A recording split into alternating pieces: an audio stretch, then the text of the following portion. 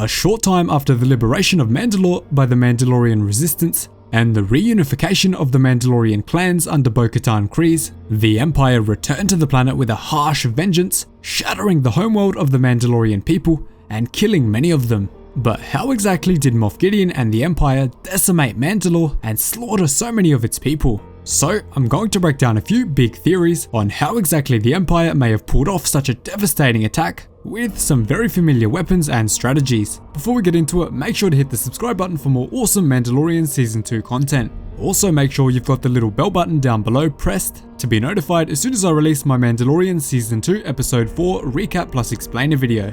We know from the Mandalorian Season 1 that Mandalore was absolutely ravaged by the full power of Imperial forces during the Great Mandalorian Purge, with Vizsla, one of the members of Mando's cult, the Children of the Watch, even saying, "Our world was shattered by the Empire with whom this coward shares tables."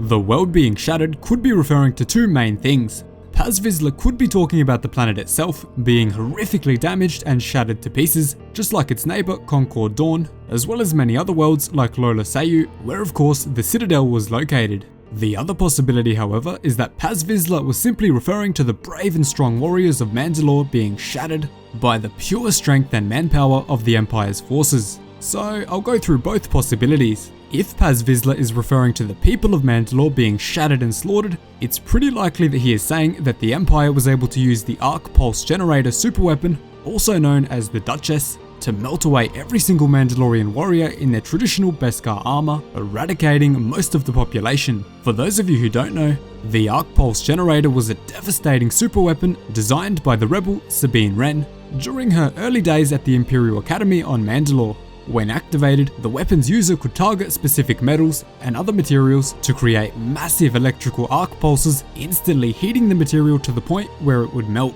The weapon was intended to only be set to attack Beskar metal, and when used against the traditional battle armor of the Mandalorian people, it would incinerate the person inside of the armor in only seconds. But of course, it was also later turned against the Empire and set to target the armor of stormtroopers, killing many of them. Now, because Bo-Katan did say to Djarin in The Mandalorian Chapter 11 that she fought in the Great Purge, that suggests that a massive battle took place on the surface of Mandalore, meaning the Mandalorians were not completely caught off guard by the attack. It also means that if the Arc Pulse Generator was used, it was not used at the start of the attack on Mandalore, and potentially only as a last resort near the conclusion of the battle. The weapon was of course destroyed in the final moments of the Mandalorian Civil War with a forceful strike from the Darksaber, breaching the core of the weapon and causing it to explode into a huge fireball, taking Tiber Saxon's Star Destroyer down with it. Because of this, it's very possible that Bo-Katan, as the leader of Mandalore during the Purge and the holder of the Darksaber, was firmly winning the battle, with her warriors successfully pushing the Imperial invaders back until the Empire pulled out the Arc Pulse Generator, which she of course would not have been expecting because she believed it was successfully destroyed during the last Mandalorian Civil War. Now you might be thinking that if the Arc Pulse Generator was destroyed, how can it have been used in the battle? Well, this is the Empire we're talking about. Sabine obviously had an incredible amount of supervision and guidance when creating the Arc Pulse Generator, meaning there were certainly other copies of the plans and designs.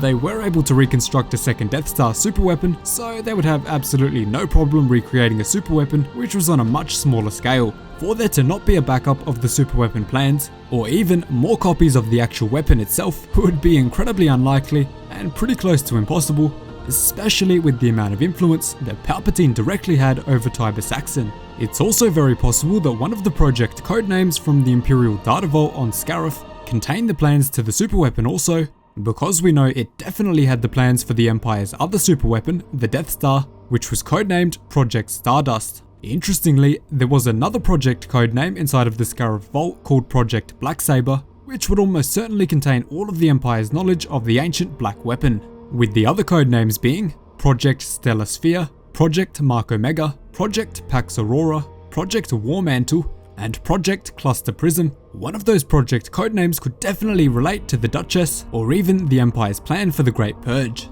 My bet is probably on Project War Mantle, because that sounds like a project targeting a planet and stripping it bare of all of its resources. But let me know which one you think might relate to it down below. This also leads us on to the next theory of how exactly Bo-Katan lost the Darksaber. Based on what Bo-Katan asked the Imperial captain on board the stolen Gazanti freighter in chapter 11, it's pretty clear that she didn't lose the Darksaber in a fair, traditional Mandalorian battle, but instead in a very sneaky or dodgy way. Because of this, I think it's very possible that the hilt of the Darksaber itself was vulnerable to the arc pulse generator superweapon, forcing Bo-Katan to drop the ancient weapon and flee the battlefield. If you think about it, the unique, sword-like hilt of the Darksaber is almost certainly made out of Beskar metal, because it was created by the first and only ever Mandalorian to be inducted into the Jedi Order. What better metal would there be than Beskar to honor his rich culture while creating his Jedi blade? But let me know what you think about Bo-Katan losing the Darksaber because of the arc pulse generator targeting its hilt and forcing her to drop it, because I think it's a genuine possibility and would tie perfectly into the story of Star Wars Rebels. Now of course, if Gideon did use the arc pulse generator to steal the Darksaber without fairly winning it in combat from Bo-Katan, it would probably have melted her body inside of the armor and even the hilt itself, making the saber completely useless. So the obvious solution to that is that he simply changed the power level to a lower state, still making the blade far too hot to hold onto, but preserving its ancient Beskar hilt, and also keeping Bo-Katan alive inside of her armor. From Star Wars Rebels, we of course do already know that it was possible to adjust the intensity of this horrific superweapon. The Duchess superweapon could also explain how the Imperials collected so much Beskar and why it offended Vizsla so badly. Of course, it would still be horrible for the Empire to invade Mandalore and strip mine the entire land to salvage all of its Beskar supply, but it would be even more disgraceful and disgusting if the Empire's supply of Beskar came from the melted down and collected armor of his fellow Mandalorians. Now this leads us to the second possibility that the shattering of Mandalore actually refers to the world of Mandalore being cracked or partially destroyed by the Empire. This one is much less likely but would certainly be possible and connect very well. There is a possibility that the Empire used the Death Star on Mandalore a short while after the Great Purge took place, as the event almost certainly took place before 0BBY, where the superweapon was destroyed.